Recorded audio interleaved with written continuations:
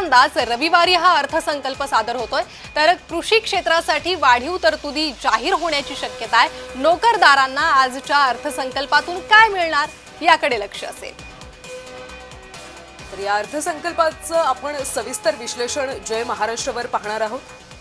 तर आपण बघतोय की अर्थमंत्री निर्मला सीतारामन आता काही वेळातच म्हणजे 11 वाजता देशाचा अर्थसंकल्प सादर करणार आहेत। 2026-27 या आर्थिक वर्षाचा हा अर्थसंकल्प मांडला जाणार आहे आणि त्यामुळे नेमकं या अर्थसंकल्पातून सर्वसामान्यांना नेमकं काय दिलं जाईल हे पाहणं महत्त्वाचं आहे। खरं तर नव्यांदा अर्थमंत्री निर्मला सीतारामन हा देशाचा अर्थसंकल्प सादर करतायत। खरं तर आता निवडणुका 2029 मध्ये आहेत, त्यामुळे या अर्थसंकल्पामध्ये काही वेगळ्या गोष्टी असतील का, टॅक्स स्लॅबमध्ये नेमके काही बदल होतील का, हे सगळंच पाहणं अतिशय महत्त्वाचं आहे।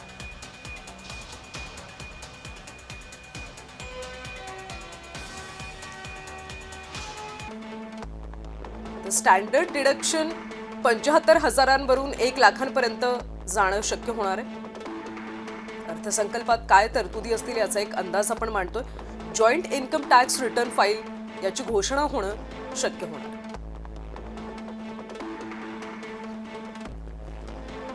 नव्या आयकर प्रणालीत सुद्धा ATD ही सवलत मिळू शकते अशी एक शक्यता वर्तवली जाते।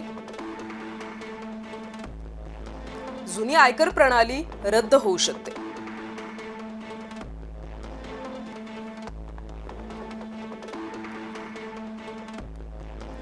%30चा आयकर स्लॅब बदलण्याची शक्यता वर्तवली जाते।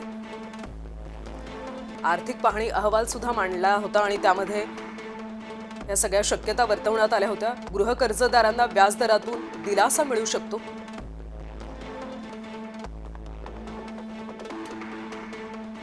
निवडणुका होणाऱ्या राज्यांसाठी खास गिफ्ट सुद्धा असू शकतं।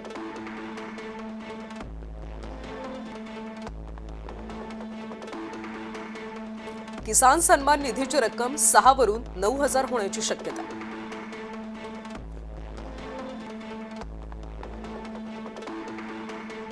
आयुष्मान भारतची वयोमर्यादा 70 वरून 60 पर्यंत कमी होऊ शकते।